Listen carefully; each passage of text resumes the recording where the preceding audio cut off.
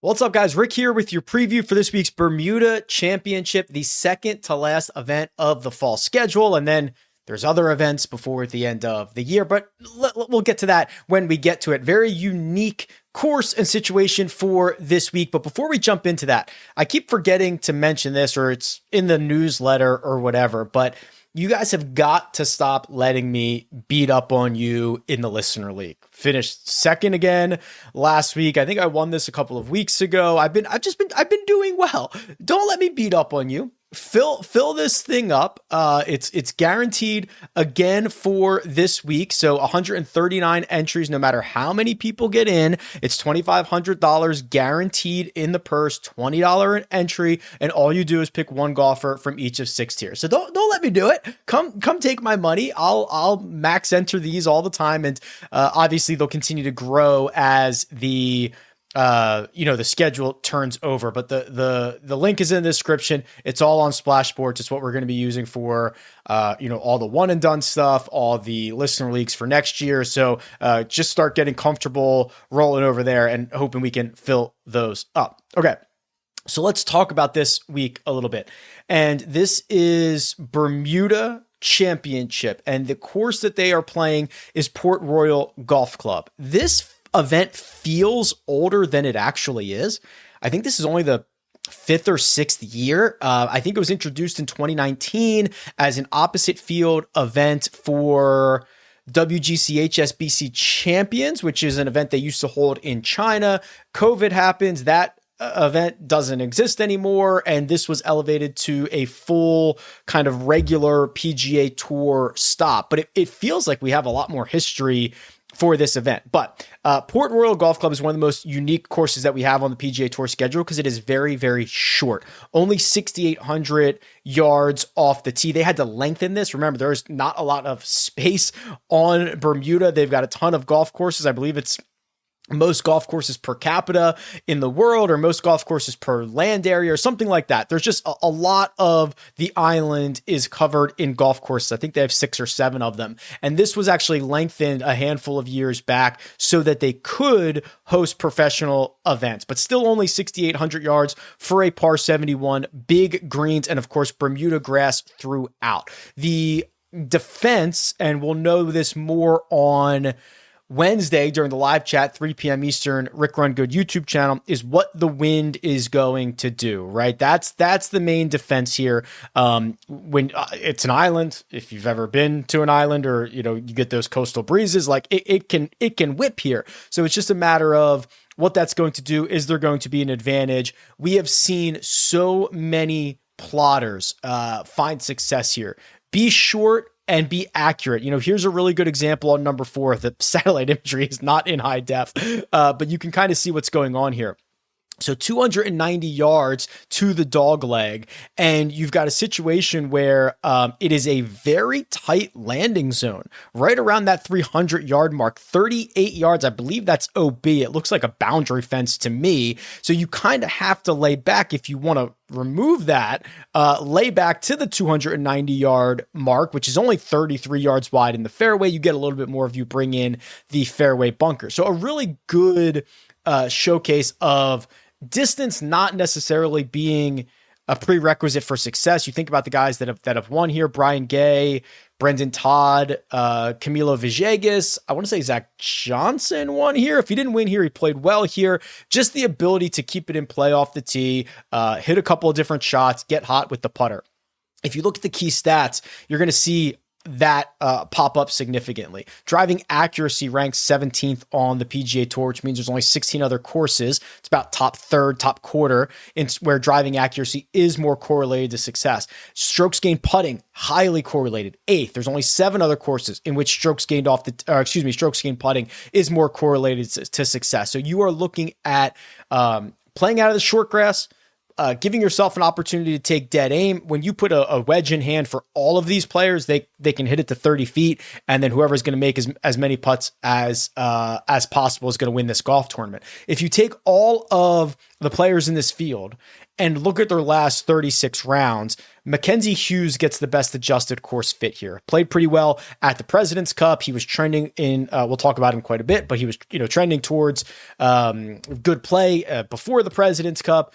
Sung Yul No gets a pretty good bump around here. Michael Herrera, I probably don't have a ton of rounds on him, but he gets a really good boost from the stroke gain putting numbers. Then Vince Whaley, Matty Schmid, Seamus Power, amongst others, are the more familiar names. So those are the types of golfers that we're expecting to have success around here, but let's start diving deeper into them individually, and we'll start naming some names. All right, here's my website, RickRunGood.com, and just 2 golfers over $10,000 again for this week. That was the case last week before Cameron Young withdrew and left just Max Grazerman at the top in the 10K range. So we've got Seamus Power at 10,500 and Mackenzie Hughes at 10,003. Skill set wise, these two are pretty similar. You're going to get, Seamus is much more accurate off the tee than Mackenzie Hughes is, but you're getting generally well-rounded golfers that might be a little bit too reliant on the short game than we would normally like, but at a golf course like this where distance is not going to be a problem, and especially considering Seamus Power's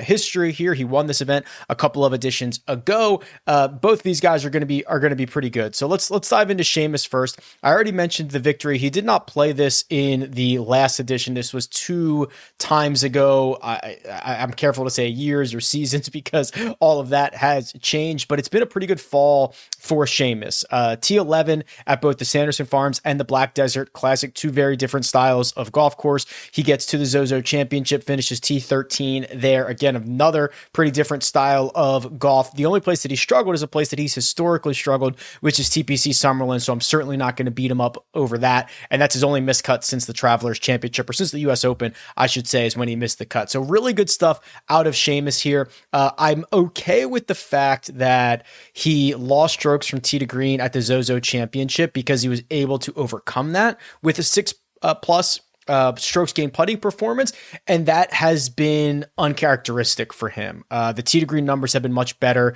throughout the summer, so I'm willing to let that go, even though the Zozo Championship was a good result, but not the greatest stat profile that I've ever seen. Still not getting me too far off of Seamus Power here, especially because of the history and the rest of this field. Mackenzie Hughes has played a couple times this fall, T4 at the Pro Court, T8 at the Sanderson, and then a little bit of a mixed bag at the President's Cup where he was on the losing team there, but we saw him put together a couple of pretty decent performances. Not very good off the tee, not accurate nor long, but there are a couple of like wedge ranges, like 75 to 100 yards. He can get dialed in. We saw that a lot at the President's Cup as well. And then he is going to have to make a lot of putts. Which is fine because that's what he does.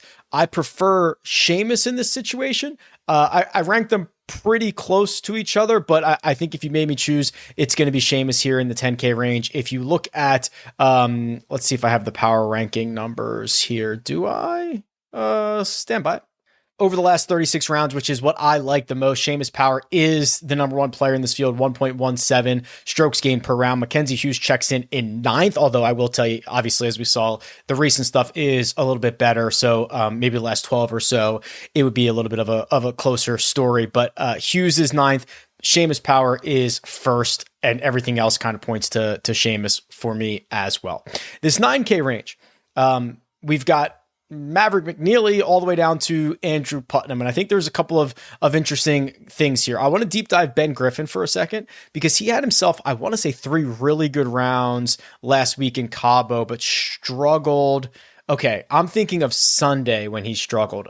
It was one of the worst rounds of the day on Sunday, especially of guys who made the cut, which would be the only guys who played on Sunday, obviously. Lost 4.2 strokes to the field. He was, plus 9 over his first 3 rounds prior to that. So one really bad round there. The Zozo Championship, he finished strong, started slow.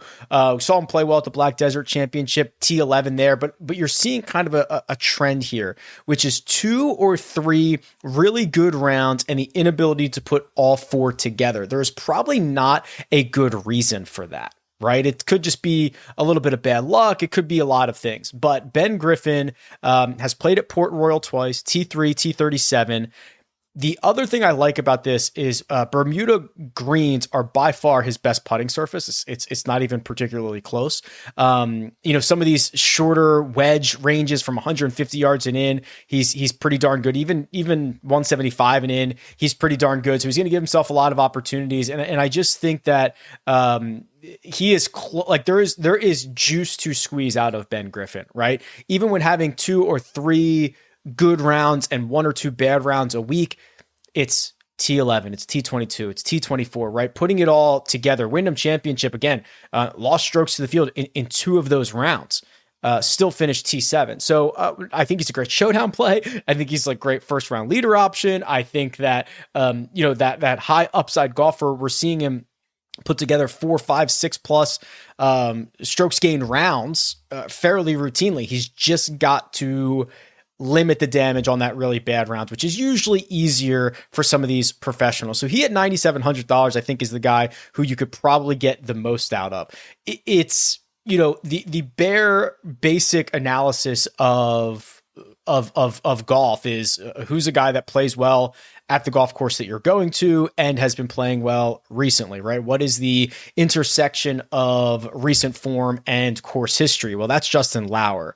3 top 20s at this event in his 3 starts, 17th, 8th, and T20 in his 3 trips, and then coming off the runner-up finish at the Worldwide Technology Championship in Cabo. I'm not as optimistic about this. We saw him pop up at the Pro Tour, play really well, finish T7 there. But when is the last time we've seen Justin Lauer put together back-to-back good performances? Hard to find. And the way that he did it at the WWT is unknown. We didn't have the shot link data, but I am assuming he putted his brains out, because that's kind of what he has to do to get himself in the mix. He's lost strokes from tee to green in each of his last 3 measured starts. He has really never put together back-to-back really good weeks. I think that if there is a place to do it, it's probably somewhere like here, but I'm not thrilled about the prospects. I'm like a 5.5 out of 10 on Justin Lauer. If 5 out of 10 is average, 5.5 would be just slightly better than average. Now, the bottom 3 here of the 9K range, Sam Stevens, Matty Schmid, Andrew Putnam, I think are all very fascinating. I was heavily invested in Sam Stevens last week. That worked out just fine, right? He finishes T6 at the WWT, even with a slow Saturday round in which he basically shot the field average. So now his fall has been splendid. 37th or better in every single one, getting better, gaining a lot of strokes. The stat profile looks very good. There's a lot to like about Sam Stevens. He played this event in October of 2022. He missed the cut. That's his only trip. So he is certainly high on the radar for this week. Matty Schmid and Andrew Putnam.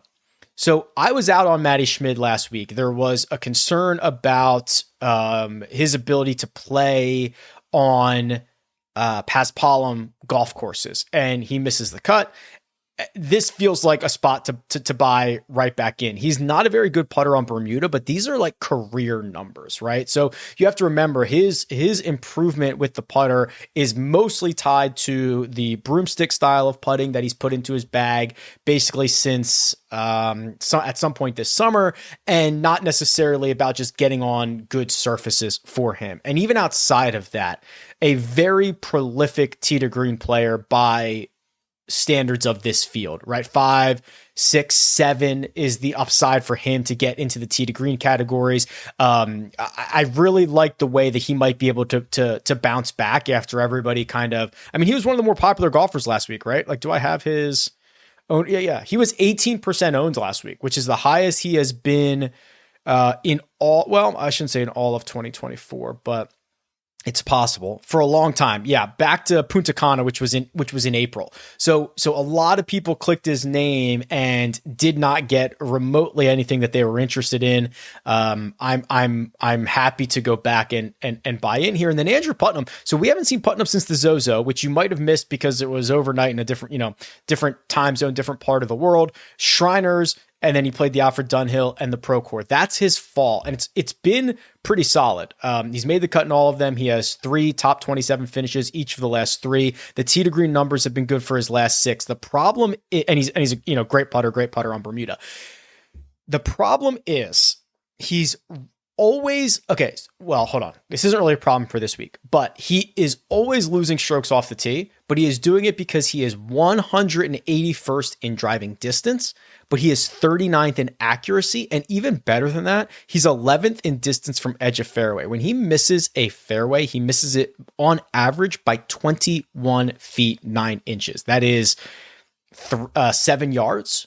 Right? Basically 7 yards. So he is not going to miss a lot when he does. He's not going to bring in any of, like we saw that boundary fence and like any of that trouble that might really put you into a bit of a pickle. So this is probably a golf course that is best for him because it's not going to require him to be long. In fact, we have seen some of the shortest hitters on the PGA Tour routinely find success here. So this 9K range, especially the bottom of it, Stevens, Schmid, Putnam is like as much of those guys as I can get, it seems.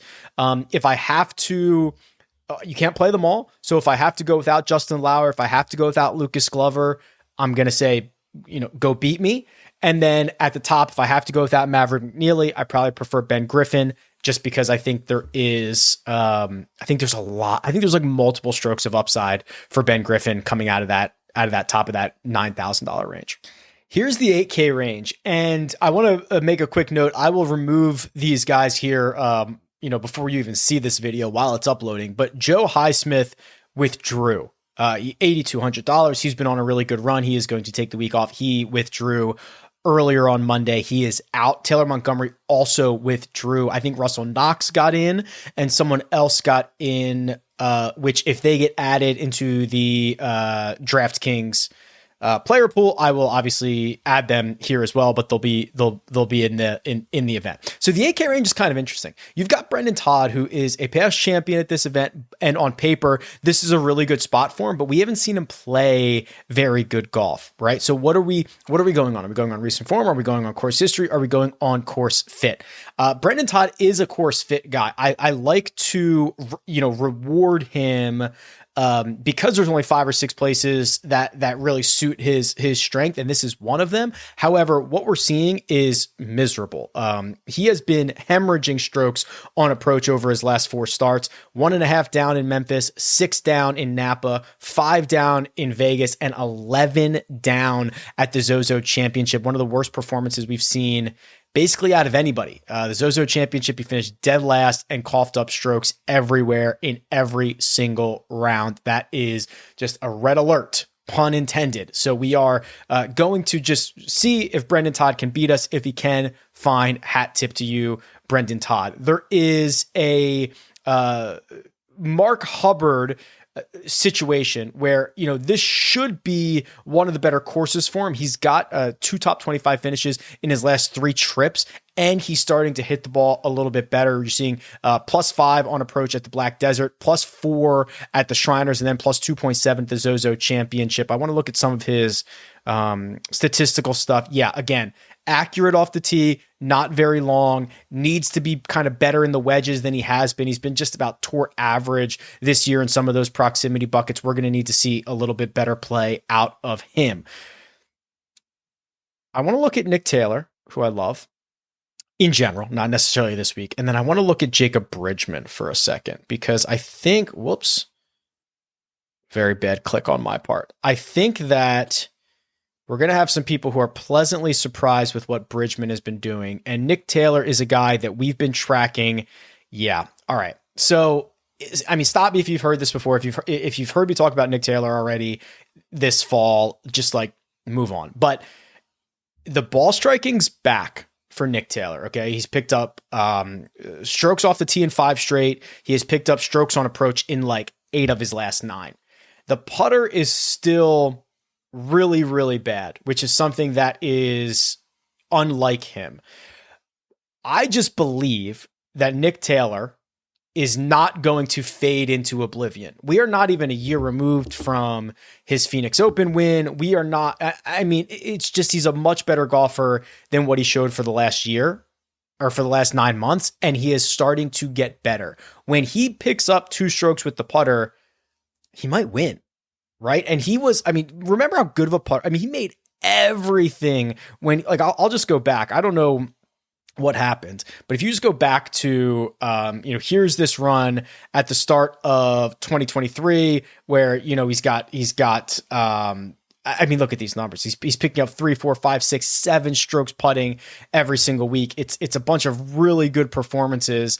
I'm not convinced that he's completely lost. And then Jacob Bridgman, I don't know what it is. I always get him confused with Joe Highsmith, or at least I used to get him confused with Joe Highsmith a lot. Both of them have been playing really well since the 3M Open. You've got, which is 7 starts for Jacob Bridgman. He has 4 top 20s. He's coming off a T14 in Cabo. He had a T11 at Sanderson Farms. I want to see what he's done here before. He's never played it. Okay, that's fine. Bermuda grass putting is his best surface. He is not very accurate off the tee, which is a problem, but hopefully he can just kind of get it in play and then start taking it. I mean, look at these numbers. He is very good from 75 to 100 yards. He is tour average from 100 to 150, above average from 150 to 75, well above that, like elite from 150 to 175, 175 to 200. He's a very good flusher, and we're starting to see those results come in. The putter's been really good as well. So he is right there at $8,000. I think he is probably undervalued in this field. If he was more expensive, I guess just because I haven't seen real upside, but if he was $8,700, I don't think I would bat an eye at it. Oh, here's another good one. This is long-term. So since the start of the 2023 season, across all tours, everybody in this field, Jacob Bridgman is the number 1 player in this field. That's the long-term stuff, and there's obviously some Corn Ferry stuff in there, but just wanted to point that out. The other thing I'll do is I'll go to Course Horses here, and I'll do Port Royal. So everybody at Port Royal, let's do a minimum of not 248 rounds. How about 8 rounds? And just start looking for guys that have played well.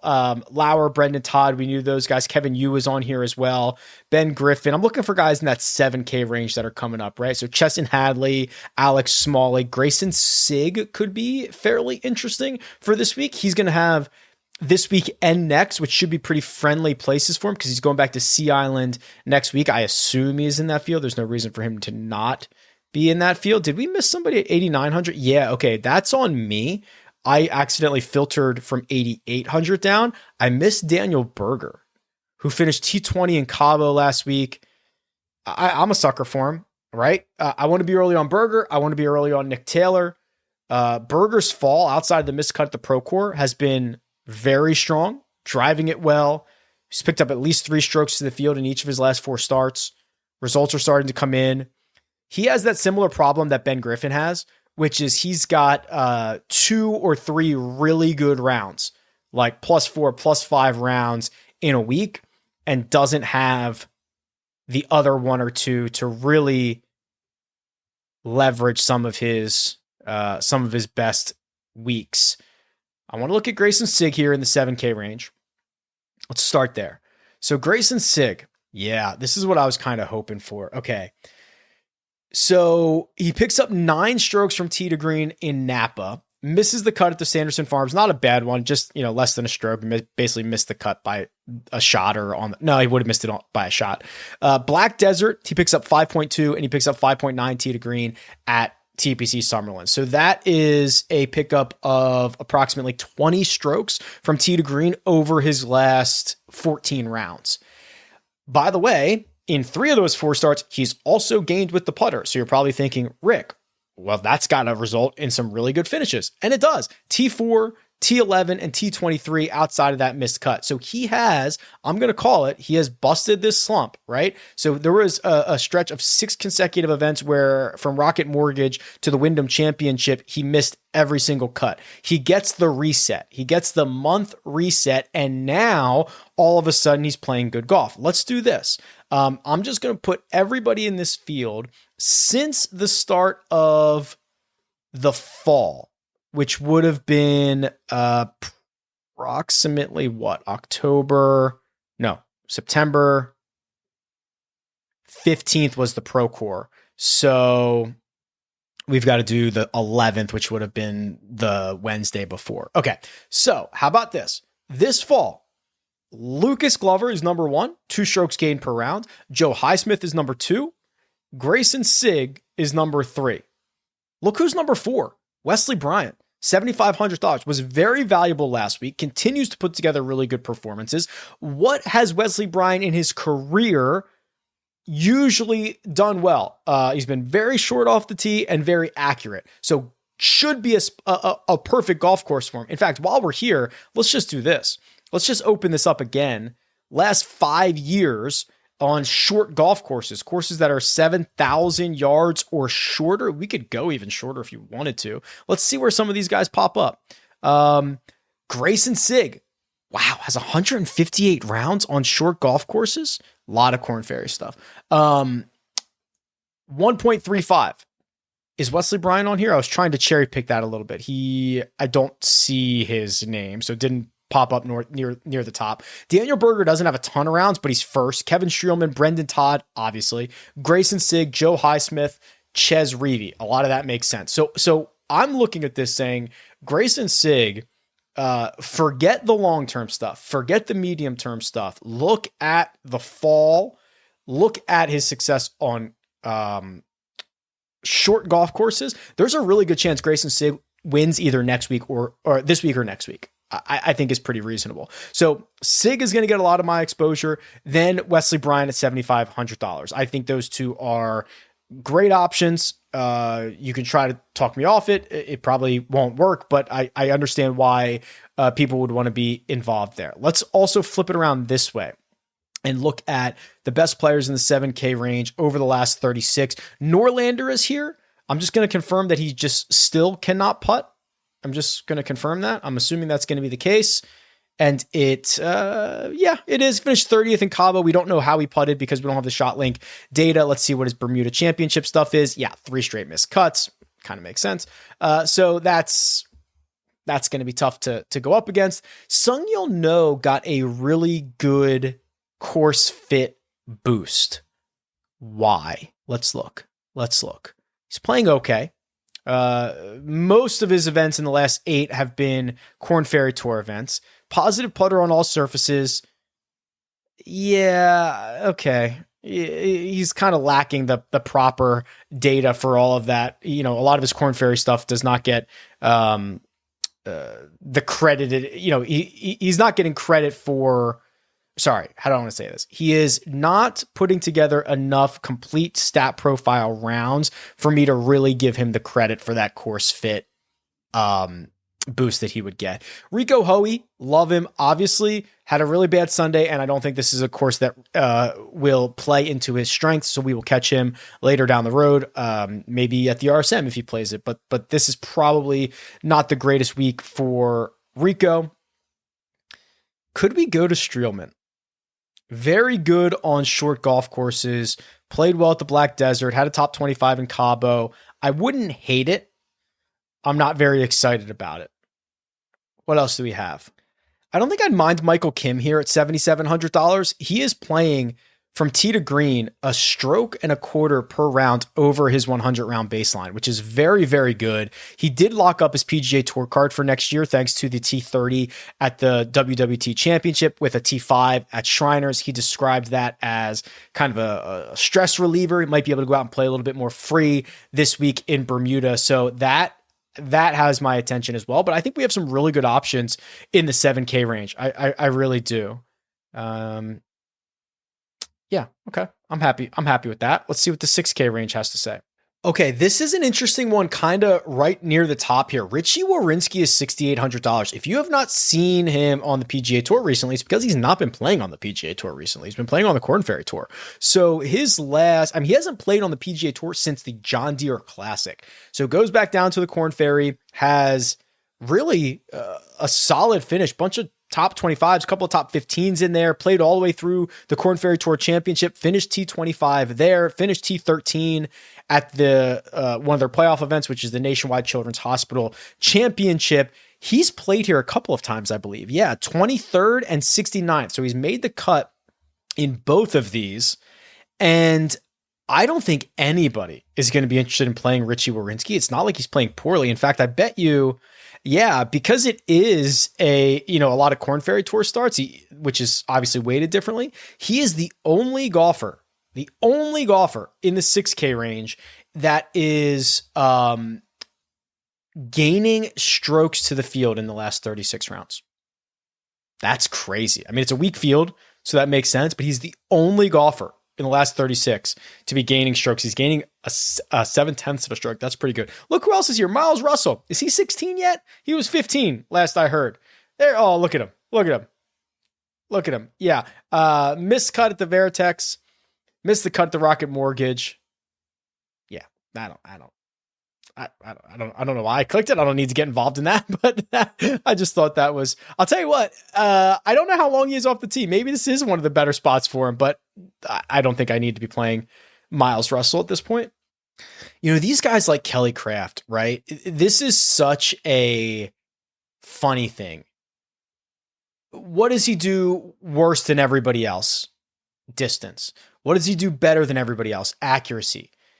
Did he give us enough of a nugget last week with a T24? These guys, I swear, these guys that get their 2 or 3 good courses a year always play good enough the week before to make you think twice about them, right? Kelly Craft, this should be one of the better spots for him. It actually hasn't historically been that good. 53rd in miscut. But man, that is a little bit appealing, isn't it? This is the course for him on paper. God, those guys always play well the week before. I'm going to sort this by accuracy, and then we're going to look for good putters. So Kelly Craft, Matthew Neesmith, small positive putter, actually positive everywhere except for a strokes gain around the green. Not huge, but small positives. Tyler Duncan, though pretty poor from tee to green. James Hahn, no. Snedeker, no thank you. Roger Sloan, no. Okay.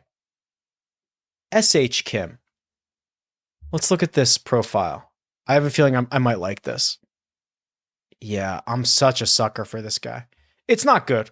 He's actually played a lot this fall. He's missed the cut in half of his starts. The other 3 are 46th or worse.